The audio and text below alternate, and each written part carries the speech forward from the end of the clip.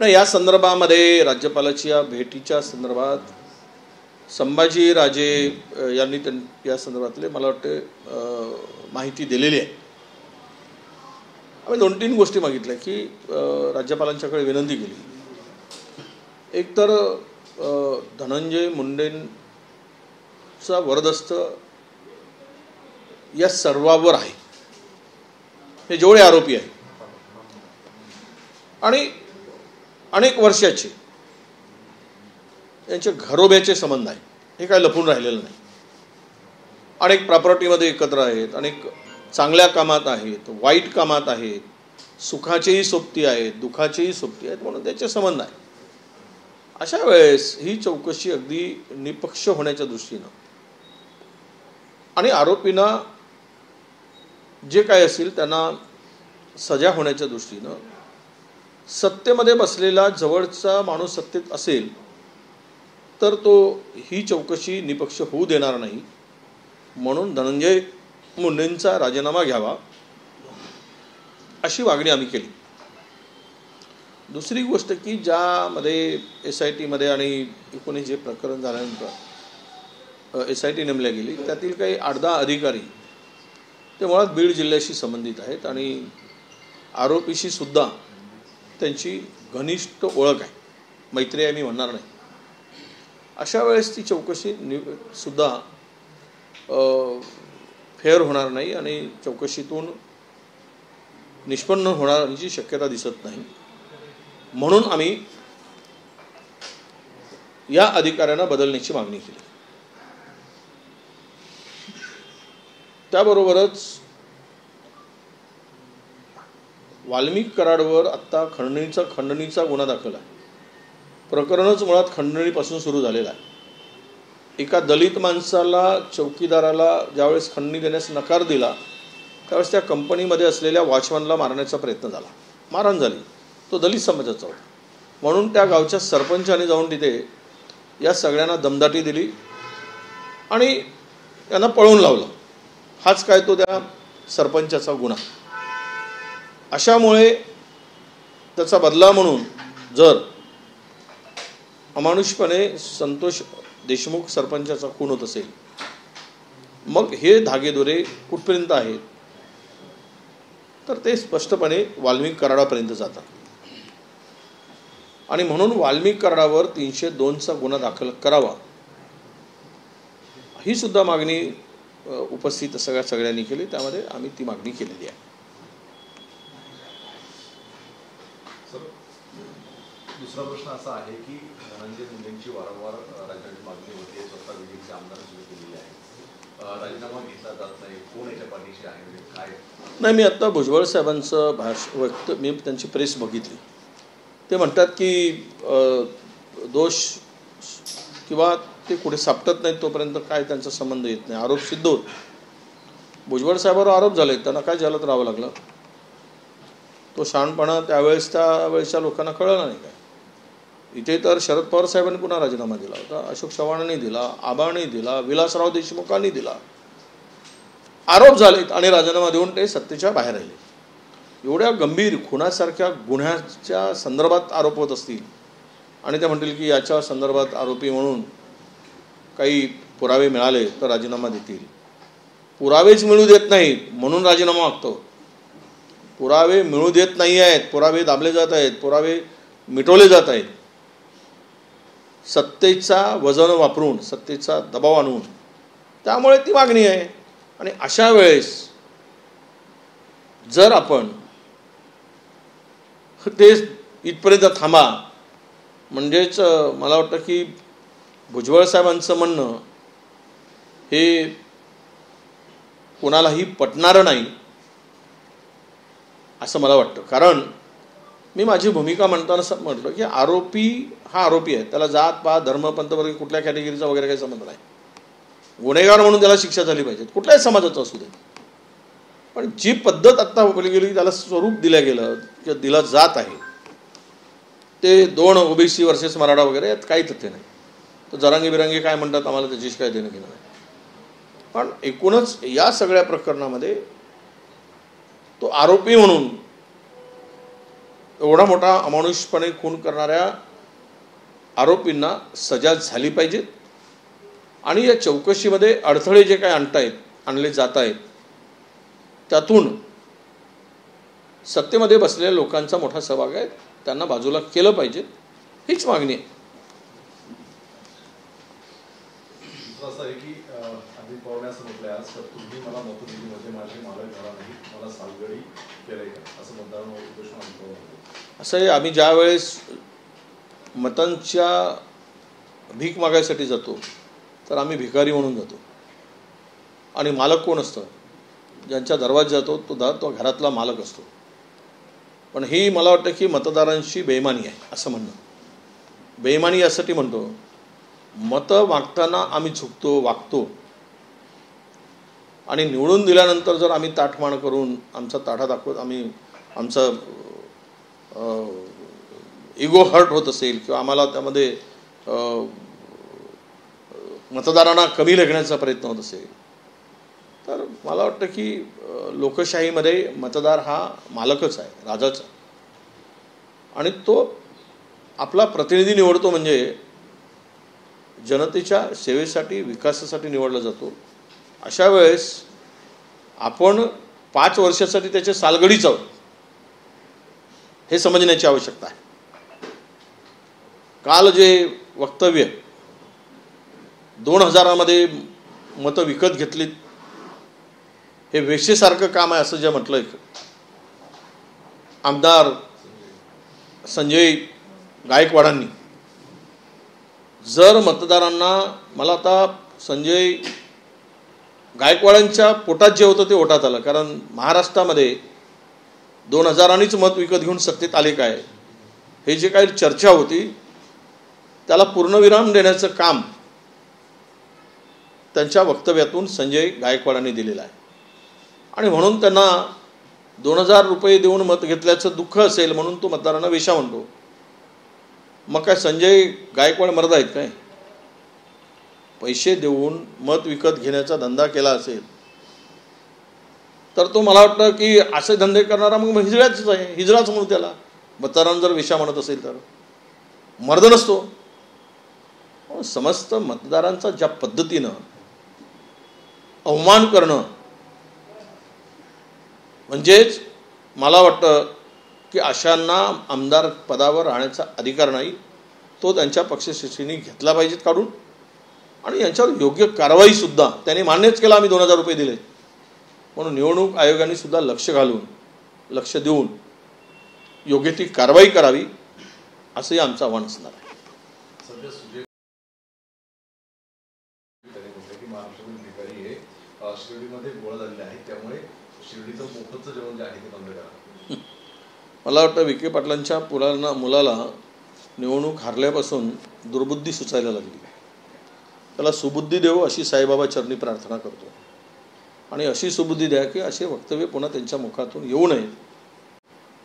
म्हणजे दान पेटीमध्ये दान टाकणारा माणूस जर तोंड घास खात असेल तर त्याला भिकारी म्हणत असाल. शिर्डीच्या साईबाबाच्या चरणी प्रार्थना करायसाठी आलेला माणूस त्याच्यासाठी सोय भक्त म्हणून जर संस्थान करत असेल तर त्या भक्ताला तुम्ही भिकारी म्हणाल तर अशांना बाबांनी सद्बुद्धी द्यावी अशीच माझी साईबाबाच्या चरणी प्रार्थना असणार आहे.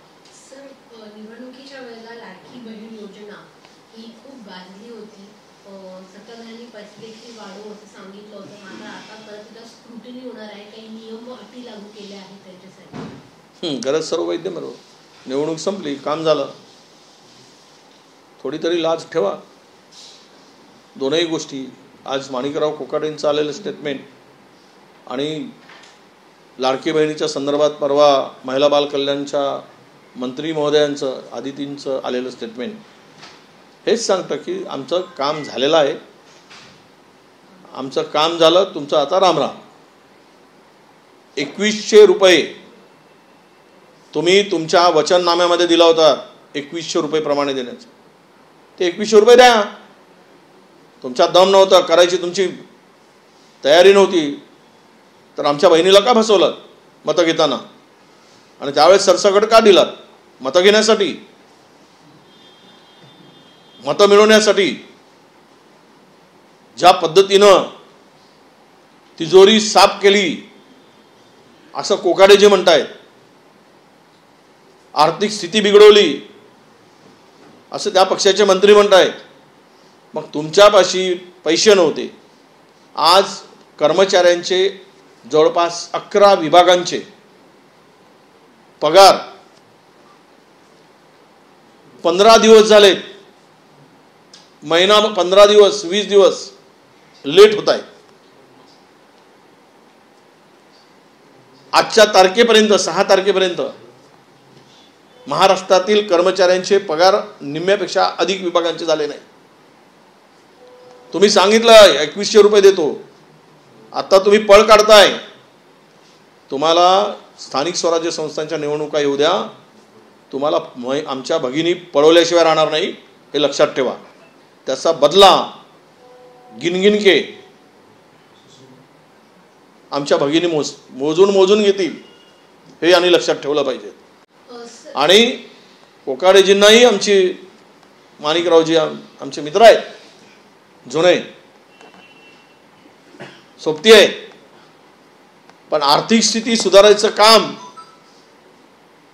आणि सुधारल्यानंतर जे काही कर्जमाफी म्हणतायत ते मग शेतकऱ्यांची बोळवण का केली?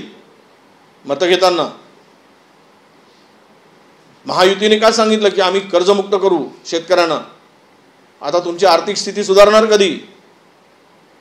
मग ते लिहायला पाहिजे आणि जाहीरनाम्यात महाराष्ट्राची आर्थिक स्थिती सुधारल्यानंतर आम्ही कर्जमाफी करू, म्हणजे फसगत झाली नसती. परंतु एकीकडे मतं मिळवण्यासाठी खोटं बोलायचं, हे खोटारडेच आहेत. हे सरकार, हे महायुतीचं सरकार आणि महायुतीचे सगळे मंडळ हे खोटारडं मंडळ आहे. हे महाराष्ट्राला आता पटलेलं आहे. हे खोटं बोलून लोकांची फसवणूक करतात. आणि कर्जमाफी होण्यासाठी पुढच्या पहिल्या कॅबिनेटमध्ये तुम्ही निर्णय घेणार होता. आम्ही वाट बघत होतो, महाराष्ट्रातला शेतकरी वाट बघत होता की तुम्ही कर्जमाफी कधी करताय. आणि कोकाडीजी म्हणतात आर्थिक स्थिती सुधारू द्या, तर 5 वर्ष काय शेतकऱ्यांनी आत्महत्या करत बसायचा तुमची स्थिती सुधारण्यासाठी? मागची 2.5 वर्ष महाराष्ट्राची तिजोरी साफ केली, ओरबडून खाली. महाराष्ट्र लुटला गेला आणि आज ही अवस्था झाली. जसा देश आर्थिकरित्या पूर्ण कमकुवत झालेला आहे, देशाची आर्थिक स्थिती पूर्ण दोलायमान झाली, पूर्ण इकॉनॉमी खड्ड्यात गेलेली आहे. महाराष्ट्राची गती तीच आहे. मग खोटी आश्वासनं देऊन मतं मिळवत आहे, तर शेतकऱ्यांची किमान जाहीर माफी तरी मागा की आम्ही तुमच्याशी बेमानी केली, तुम्हाला फसवलं, आम्हाला माफ करा, पैसे येतील त्यावेळेस देऊ, नाही आले तर नाही देणार, असं सांगा. हे सांगण्याची गरज आहे असं मला वाटतं. बीड प्रकरणामध्ये जी SIT स्थापन करण्यात आली, त्याचे 3 अधिकारी जे आहेत त्यांची बदली करण्यात, त्यांना हटवण्यात आले आहे संपूर्ण चौकशी प्रकरणामधून. सगळेच आता आम्ही म्हणालो की एक यावर या चौकशीसाठी सिनियर IPS अधिकारी नेमा, तो हे जे आत्ता वाद चाललेत या वादाच्या पलीकडचा माणूस नेमा. वाद म्हणजे काय? मराठा वर्सेस OBC वगैरे करण्याचा काही प्रयत्न केला का? याला तसा रंग देण्याचा जो काही प्रयत्न चाललेला आहे, म्हणजे ज्या वेळेस मला नाही वाटत की कधी आमचे धनंजयजी कधी OBCची बाजू घेऊन बोलले, तरी पण तुम्ही बाजू घेत असाल तर तो आरोप तुम्ही किंवा ते आरोपी आहेत त्यांची जर कोणी बाजू घेत असेल, त्याला जातीय रंग देत असेल, तर महाराष्ट्राची कायदा सुव्यवस्था भविष्यात शिल्लक राहणार नाही. कोणताही आरोपी कुठल्याही जातीचा काही गुन्हा करेल आणि त्याची जात त्याच्या पाठीमागे उभी राहील, तर आरोपींना सजा कशी मिळेल? म्हणून SIT मध्ये असलेले अधिकारी काय, SIT वेगळ्या दिशेने जाते, CID वेगळ्या दिशेने जात आहे, हे सगळं काही आहे हे आरोपीला वाचवण्याचा प्रयत्न आहे. म्हणून आरोपी इतके दिवस लापता होते, बरोबर आले, त्या गाडीतून आले, त्या गाडीचा पत्ता माहिती आहे, कुणाबरोबर आले तेही माहीत आहे. त्या संदर्भात कुठली कारवाई होत नाही, आरोपीला झोपायला बेड दिलं जातं. आमच्या राज्याचे मुख्यमंत्री म्हणतात की पोलीस थकले होते त्यामुळे बेड दिलेत. थकलेल्या पोलिसांना आत्तापर्यंत काट आणि बेड दिल्याचं मला अजिबात माहीत नाही. पण हे नव्यानं जर पोलिसांची काळजी घेण्याचं काम महायुतीचं सरकार करत असेल तर नक्कीच आनंद आहे. प्रत्येक पोलीस स्टेशनमध्ये असे काट लावा, बेड लावा, पोलिसांना किमान त्यांना थकवा आणि आराम करू द्या. पण हे सर्व काही आहे, हे सर्व तिथे त्या आरोपींच्या सोयीसाठी आहे. आणि हे काही चौकशी निपक्ष होते आहे. मुख्य आरोपीपर्यंत पोहोचण्यासाठी जी चौकशीचा रोख आहे तो निश्चितपणे आरोपीला वाचवण्याचा प्रयत्न आहे. सर, हिंदी में यांनी सुद्धा काल म्हटले होते की त्यांच्यावरती अश्लील टीका केली जाते. अंजली दमानिया यांनी म्हटलं की त्यांच्यावरती अश्लील टीका होते. यासाठी आता चित्रा वाघ हे पोलीस आयुक्तांची भेट घेत आहेत, परंतु ज्या व्यक्तीबद्दल त्यांचे आरोप आहेत त्यावरती कारवाई केली जात नाही. आज मला वाटतं की त्या आमच्या रश्मी शुक्लाजींना भेटणार आहेत, डीजींना, आणि त्यांनी ते त्यांच्याकडे सर्व माहिती द्यावी. आम्ही अंजलीताई दमानियांच्या पाठीमागे उभं राहू. एखाद्या घटनेवरून आंदोलन आणि त्याला न्याय मिळण्यासाठी कोणी महिला पुढे येत असेल आणि अश्लील जर त्यामध्ये कॉमेंट्स आणि त्याच्यावर टिप्पणी केली जात असेल, त्यांना धमक्या मिळत असतील, तर एकही आरोपी सुटता कामा नये. ही कारवाई पोलिसांनी करावी, गृह विभागाने करावी. भविष्यात महिलांचा अशा पद्धतीचा अपमान करणं म्हणजे महिलांचा तुम्ही सन्मान करताय की महिलांच्या अपमानासाठी हे सरकार आलं आहे, याचा विचार महाराष्ट्रातील जनता करेल. सर, आज डेलीगेशन जाके मिला गवर्नर से संतोष देशमुख मर्डर केस में, क्या बात हुई, क्या कहना? नहीं, बात तो संभाजी राजे ने हमारे पूरे प्रेस को बताया है. वही मांग की उन्होंने, हमने मिलकर कि ये इंक्वायरी जो चल रही है ये पूरी फेयर हो, कोई किसी का प्रेशर नहीं आए. इसीलिए जिन आरोपियों का मंत्री जी से बहुत करीबी रिश्ता है, तो इस स्थिति में ये चौकसी फेयर नहीं होगी. इसीलिए मंत्री का उस इंक्वायरी तक, चार्जशीट पुटअप होने तक रिज़ाइन करना चाहिए, यह मांग हमने की. और उसी के साथ में वाल्मीकि कराड़ यही मास्टरमाइंड है. क्यों? इसकी वजह भी यही है कि 300 इसकी वजह है कि जो उसके उनको 2 करोड़ की डिमांड की गई थी, उसी को लेकर ये प्रकरण आगे बढ़ा. एक शेड्यूल कास्ट के वो वहाँ पे जो गेट पर गेट कीपर था या सुरक्षा गार्ड था, उसको लेकर उस कंपनी के गेट पर जो हाथापाई हुई, उसको मारा गया. तब ये सरपंच ने उसमें अपनी भूमिका रखी और उन सब आरोपियों को उन्होंने चेतावनी दी. इसीलिए इनका खून हुआ है. इसका मतलब यही है कि 2 करोड़ की घुसपैठ मांगने वाला ये जो आरोपी है ये वाल्मीकि कराड़ है. इसके ऊपर 302 का गुना दर्ज होना चाहिए.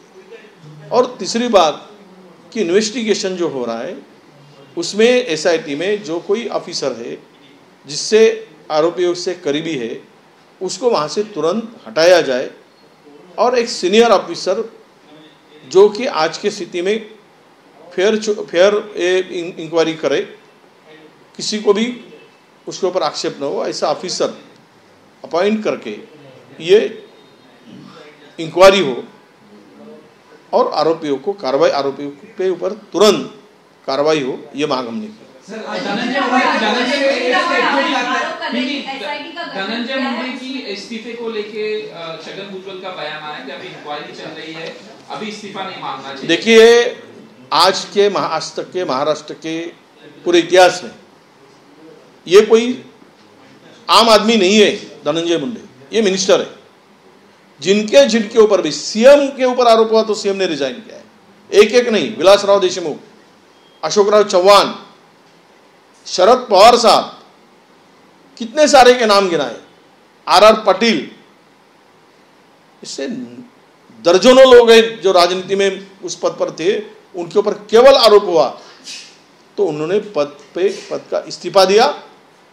जब तक ये चुनाव अपने ये इंक्वायरी में वो बिंदु उनको निर्दोष नहीं घोषित किया जाता है, तब तक उस कुर्सी से, सत्ता से बाहर रहे।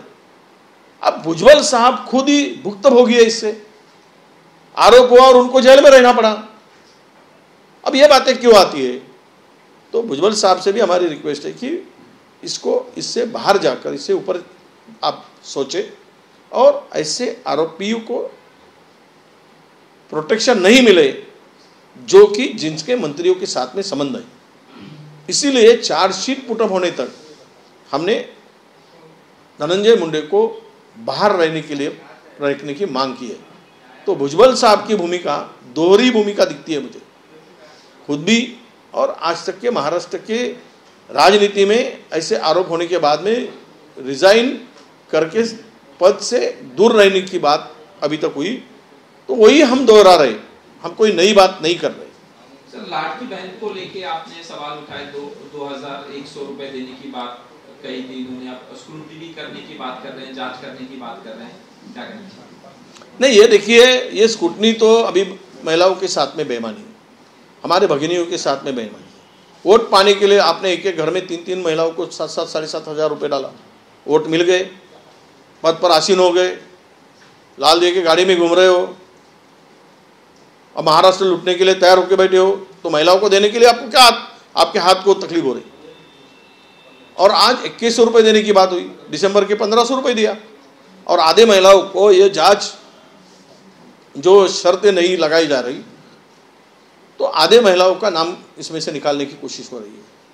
मैं कहता हूँ कि ऐसे करोगे तो आने वाले जो चुनाव है, कारपोरेशन के हो या अभी बाकी चुनाव हो, उसमें ये महिलाएं, आज ये महिलाओं के पीछे दौड़ते थे, पैसे लो पर वोट दो, अब महिलाएं इनको भगाएंगी और बदला लेगी, ये मुझे पूरा विश्वास है। संजय गायकवाड़ का स्टेटमेंट आता है जिस तरीके से वो कहते हैं कि अगर आपने वोट दिया तो कोई आप मालिक नहीं बन गए, आप इस स्टेटमेंट को इस तरह देखते हैं? मुझे बड़ी तकलीफ होती है ऐसा स्टेटमेंट से। जिस दर पर हम जाकर वोटों की भीख मांगते हैं और जब चुन के आते हैं तो उन्हीं लोगों को हम लोग ऐसी भाषा का इस्तेमाल करते हैं। देखिए, डेमोक्रेसी में जनता ये मालिक होती है, हम तो नौकर हैं और 5 साल के लिए बॉन्डेड है। जो सालगड़ी कहते हैं 5 साल के लिए, उसी का ही वही है। 5 साल के ऊपर आपकी जिम्मेदारी नहीं है, फिर दोबारा चुनाव में सामने जाता है। पर लोग बहुत जल्दी भूल जाते हैं, ऐसे लोगों को नहीं भूलना चाहिए। जो मतदाता का अपमान करते हैं, आपको सेवा करने के लिए लोगों ने वोट दिया है, तो आप उनका अपमान नहीं करें, उनके साथ में उनके बारे में ऐसी बातों का इस्तेमाल नहीं करें, ये मेरा उनसे आग्रह रहेगा। और दूसरी बात, जो संजय गायकवाड़ ने जो बात कही, वो बात तो मुझे लगता है कि समस्त मतदाताओं का अपमान किया है। 2000 रुपये में महाराष्ट्र में वोट, 2-2 हज़ार रुपये बांटकर वोट लेकर ये लोग सत्ता में आए। ये संजय गायकवाड़ के पेट में था, अब वो जुबा पर आ गया। मतलब इन लोगों ने चुनाव जो जीता है वो पैसे के बलबूते जीता है, ये अभी छुपा नहीं है। और इन्होंने जिस भाषा का वापर किया, जो वेश्या करके, तो मैं ऐसे लोग मर्द नहीं होते। अगर मतदाताओं को वेश्या कहते तो मैं इनको, ये जो हिजड़े लोग होते ऐसी भाषा का इस्तेमाल करते हैं। सर, सुजय विखे पाटिल की तरफ से एक ऐसा स्टेटमेंट आता है, वो कहते हैं कि शिरडी में जिस तरीके से फ्री खाना दिया जाता है वो अब रुकना चाहिए और उसका जो पैसा है वो एजुकेशन में यूटिलाइज करना चाहिए। बाबा की अवकृपा उनके ऊपर शुरू हो गई है, इसलिए महसूल डिपार्टमेंट चला गया और वो गिर गए। अभी भी सुधर जाए और बाबा के चरणों में जाकर माफ़ी मांगे, क्योंकि वहाँ पे जाने वाला भक्त कभी भी जाता है तो कुछ मांगने के लिए बाबा के पास जाता है, तो अपने जेब में जो भी बचा थोड़ा होगा, जिसकी अपनी ताकत होगी उतना दान पेटी में डालता है और बाबा से आशीर्वाद देता है। अगर उनको खाना मिलता है, करोड़ों लोग लाखों लोग रोजाना आते हैं, तो उनको अगर मुफ्त में खाना दिया जाता है, वो खाने वालों को, भक्तों को अगर भिखारी कहते हैं तो समस्त साईं बाबा के भक्तों का अपमान है। ऐसे लोगों को बाबा सद्बुद्धि दे, सुधरने की शक्ति दे और दोबारा चुनाव में आगे खड़े होंगे तो उनको पराजय का सामना कराए, ऐसे आशीर्वाद भी दे। यस, धन्यवाद, नमस्कार। अभी कुछ नहीं।